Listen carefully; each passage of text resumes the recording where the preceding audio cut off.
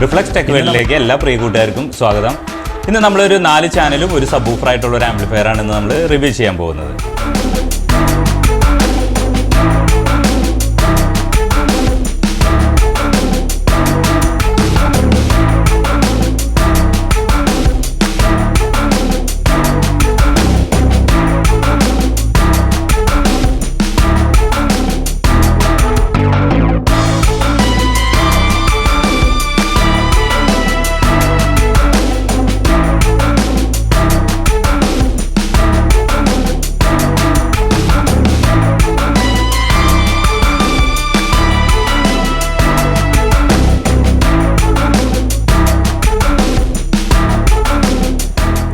ഇപ്പോൾ 4 channel sub woofer എന്ന് പറയുമ്പോൾ നിങ്ങൾ വിചാരിക്കും സറൗണ്ട് കാര്യങ്ങളുണ്ടെന്ന്. ഇതിനകത്ത് സറൗണ്ട് കാര്യങ്ങളൊന്നും ഉൾപ്പെടുത്തിയിട്ടില്ല. ഇത് 4 ചാനൽ സ്റ്റീരിയോ അതുപോലെ തന്നെ സബ് വൂഫറും ആണ് കൊടുത്തിരിക്കുന്നത്. ഇത് കസ്റ്റമറുടെ ഇഷ്ടപ്രകാരമാണ് ചെയ്തെടുത്തിരിക്കുന്നത്. കാരണം വെച്ചാൽ അവർ 2 വില്ലേരെ മുകളിൽ ഒരു വലിയൊരു ഹാളായിട്ട് എടുത്തു.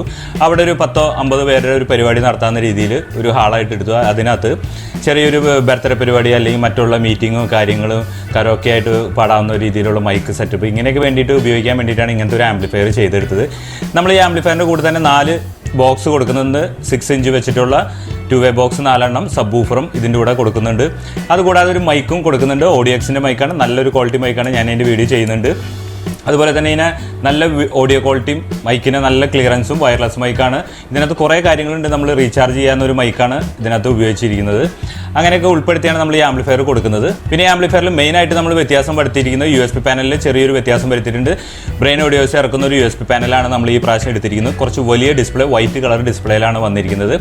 ഇൻബിൽറ്റ് മൈക്കോട് കൂടി വരുന്നുണ്ട്, മൈക്ക് ഇല്ലാതെയും വരുന്നുണ്ട്. നമ്മൾ മൈക്കോട് കൂടിയുള്ളതാണ് ഈ പ്രാവശ്യം ബ്രെയിൻ ഓഡിയോസിൻ്റെ എടുത്തിരിക്കുന്നത്. പിന്നെ 4 ചാനൽ എടുത്തിട്ടുണ്ട്. 4 ചാനലും ഓരോ ചാനലിൽ 25 വാട്ട് വീതമാണ് വന്നിരിക്കുന്നത്. അങ്ങനെ 4 ചാനലിന് കൂടിയിട്ട് 100 വാട്ടും സബ് വൂഫറിന് 200 വാട്ടാണ് വരുന്നത്. ഇതിൻ്റെ പുറകുവശം നോക്കുകയാണെങ്കിൽ എൽക്കോണിൻ്റെ നല്ലൊരു ഫ്യൂസ് നമ്മൾ ഒറിജിനൽ കൊടുത്തിട്ടുണ്ട്. അതുകൂടാതെ 4 സ്പീക്കർ ഔട്ട് സോക്കറ്റ് കൊടുത്തിരിക്കുന്നു. സബ് വൂഫറിന് വേണ്ടി ബനാന സോക്കറ്റ്, ഒരു ഫാൻ എക്സോസ്റ്റ് ആയിട്ട് ഉപയോഗിച്ചിട്ടുണ്ട്.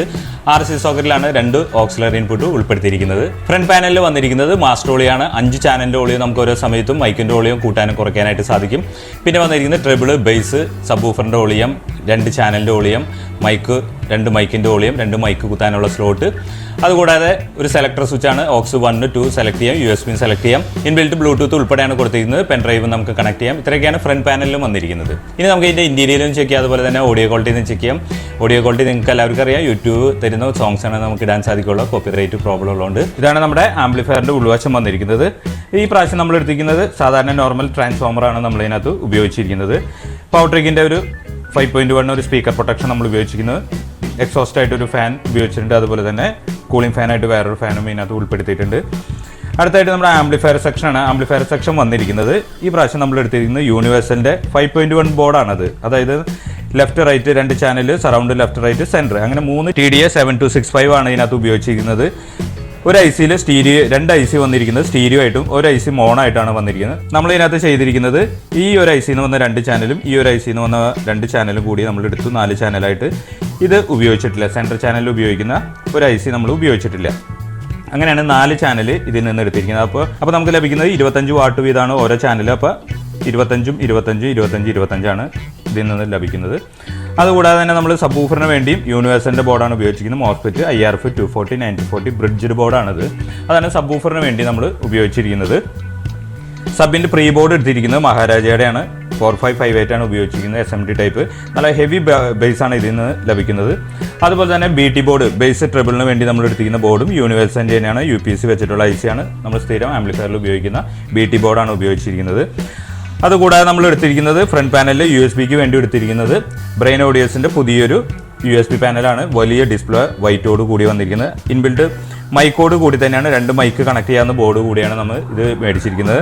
മൈക്ക് ഇല്ലാതെ നമുക്ക് ഈ ബോർഡ് കിട്ടുന്നതാണ്. മൈക്ക് വേണമെങ്കിൽ മാത്രമാണ് ഈ PCB ഈ ബോർഡിൻ്റെ ആവശ്യമുള്ളൂ. 2 മൈക്ക് കണക്ട് ചെയ്യാവുന്നത്. അതല്ലെങ്കിൽ നമുക്ക് USB ബ്ലൂടൂത്ത് കിട്ടാവുന്ന വേറെ ബോർഡാണ് ഇവർ തരുന്നത്.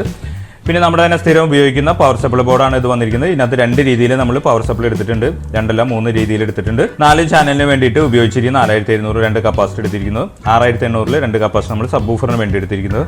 പിന്നെ 12 വോൾട്ടൊക്കെ ആയിട്ട് നമ്മൾ വേറെയും കൊടുത്തിട്ടുണ്ട്. ഫാനിന് വേണ്ടി സെപ്പറേറ്റ് ഒരു വോൾട്ടേജ് എടുത്തിട്ടുണ്ട്. ഫുള്ള് ഷീൽഡ് വയർ തന്നെയാണ് ഉപയോഗിച്ചിരിക്കുന്നത്. നിങ്ങൾക്ക് നോക്കിയാൽ അറിയാം, ഇൻപുട്ടുകളും ഔട്ട്പുട്ടുകളും ഫുള്ള് ഷീൽഡ് വയറിൽ കവർ ചെയ്താണ് കൊടുത്തിരിക്കുന്നത്. ഇതിലെല്ലാം ഷീൽഡ് വയറാണ് കൊടുത്തിരിക്കുന്നത്, മാക്സിമം ഷീൽഡ് വയറും. അതുപോലെ തന്നെ സബ് വൂഫറിന് നല്ല ഗേജ് കൂടിയ സ്പീക്കർ ഔട്ടാണ് കൊടുത്തിരിക്കുന്നത്. ഇതെല്ലാം സ്പീക്കർ ഔട്ടുകളും, താഴെ ബനാന സോക്കറ്റാണ്, എൽകോമിൻ്റെ ഫ്യൂസ്. ഇത്രയൊക്കെയാണ് ഇൻറ്റീരിയലും വന്നിരിക്കുന്നത്.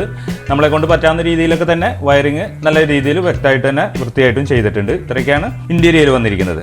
കൊടുത്തിരിക്കുന്നത് 2 ടവർ ബോക്സ് കൊടുത്തിട്ടുണ്ട്, അതുപോലെ തന്നെ 2 ബുക്ക് ഷെൽഫ് കൊടുത്തിട്ടുണ്ട്, 12 ഇഞ്ച് സോണിയുടെ സബ് വൂഫറും കൊടുത്തിട്ടുണ്ട്.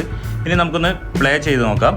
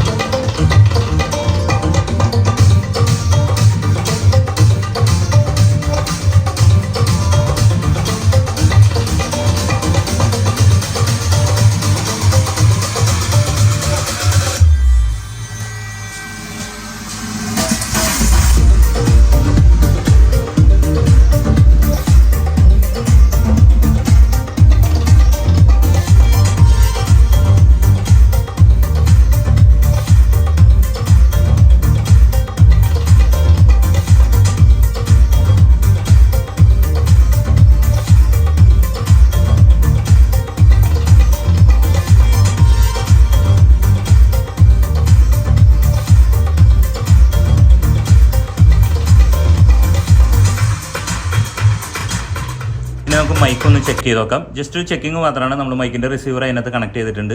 ഒരു ബാക്ക്ഗ്രൗണ്ടിൽ ഒരു മ്യൂസിക് പ്ലേ ചെയ്തിട്ടുണ്ട്, കരോക്കെ പാടാവുന്ന രീതിയിൽ. നമ്മൾ 2 ഫ്ലോർ സ്റ്റാൻഡിങ്ങിലാണ് 8 ഇഞ്ചിൽ കൊടുത്തിരിക്കുന്നത്. സബ് വൂഫറും കണക്ട് ചെയ്തിട്ടുണ്ട്. ഇനി നമുക്കൊന്ന് ചെക്ക് ചെയ്ത് നോക്കാം. പാട്ട് പാടാൻ അറിയാത്ത കാരണം കൊണ്ട് നമ്മൾ പാട്ട് പാടുന്നില്ല, ജസ്റ്റ് ഒരു ഓഡിയോ ചെക്കിങ് മാത്രമാണ്. നമുക്ക് ചെക്ക് ചെയ്ത് നോക്കാം.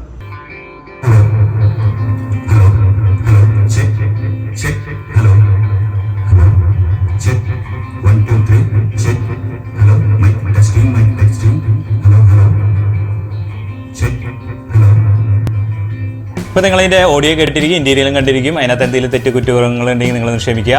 കാരണം വെച്ചാൽ നമ്മൾ ചിലതൊക്കെ മൊബൈലിലും DSLR ഇങ്ങനെ എടുക്കണം. ചില സമയത്തൊക്കെ ഓഡിയോ നന്നാവും, ചില സമയത്തൊക്കെ കുറച്ച് മോശം, ചിലപ്പോൾ ബേസ് കയറി വരും. അങ്ങനത്തെ കുറേ പ്രശ്നങ്ങൾ വരാറുണ്ട്. പിന്നെ ഈ ആംപ്ലിഫയറിനെ കുറിച്ചുള്ള എല്ലാ ഡീറ്റെയിലും, എന്തൊക്കെ ബോർഡുകൾ നമ്മൾ ഉപയോഗിച്ചിരിക്കുന്നത്, എത്ര വാട്ട്സ്, ഇതിൻ്റെ വിവരങ്ങളെല്ലാം ഞാൻ താഴെ ഡിസ്ക്രിപ്ഷനിൽ കൊടുത്തേക്കാം. അത് നിങ്ങളൊന്ന് ചെക്ക് ചെയ്യാം. പിന്നെ നിങ്ങൾക്ക് ഇതിനെക്കുറിച്ച് ഡയറക്റ്റ് അറിയണമെന്നുണ്ടെങ്കിൽ വാട്സപ്പ് ചാറ്റ് മാക്സിമം ഒഴിവാക്കുക, കോൾ വിളിക്കാൻ നോക്കുക. കോൾ വിളിക്കുമ്പോഴാണ് നിങ്ങൾ പറയുന്നത് എനിക്ക് മനസ്സിലാവുള്ളൂ, ഞാൻ പറയുന്നത് നിങ്ങൾക്ക് മനസ്സിലാവുള്ളൂ. അതുകൊണ്ടാണ് മാക്സിമം കോൾ വിളിക്കാൻ പറയുന്നത്. ചില സമയത്തൊക്കെ കോൾ എടുക്കാത്ത കടയിൽ കസ്റ്റമർ അല്ലെങ്കിൽ ഞാൻ ചില സമയത്തൊക്കെ പുറത്തായിരിക്കും, അതുകൊണ്ടാണ് കോൾ എടുക്കാത്ത. അതാണ് നിങ്ങൾ ക്ഷമിക്കുക. ഇത്രയൊക്കെയാണ് ഇന്നത്തെ വീഡിയോസിലുള്ളത്. ഇന്നത്തെ വീഡിയോ നിങ്ങൾക്ക് എല്ലാവർക്കും ഇഷ്ടമാവുകയാണെങ്കിൽ, അതുപോലെ തന്നെ ഉപകാരപ്പെടുകയാണെങ്കിൽ ലൈക്ക് ചെയ്യാനും ഷെയർ ചെയ്യാനും കമൻറ്റ് ചെയ്യാനും മറക്കരുത്. കൂടാതെ സബ്സ്ക്രൈബ് കൂടി ചെയ്യാൻ ഓർക്കുക. സബ്സ്ക്രൈബ് ബട്ടൻ്റെ തൊട്ടടുത്ത് തന്നെ ഒരു ബെല്ലൈക്കൺ കാണാം, അത് അമർത്തിയാലും നമ്മുടെ ചാനലിൽ വരുന്ന എല്ലാ വീഡിയോസും നിങ്ങൾക്ക് പെട്ടെന്ന് നോട്ടിഫിക്കേഷൻ ആയിട്ട് ലഭിക്കുകയുള്ളൂ. ഇനി നമുക്ക് അടുത്ത വീഡിയോയിൽ കാണാം.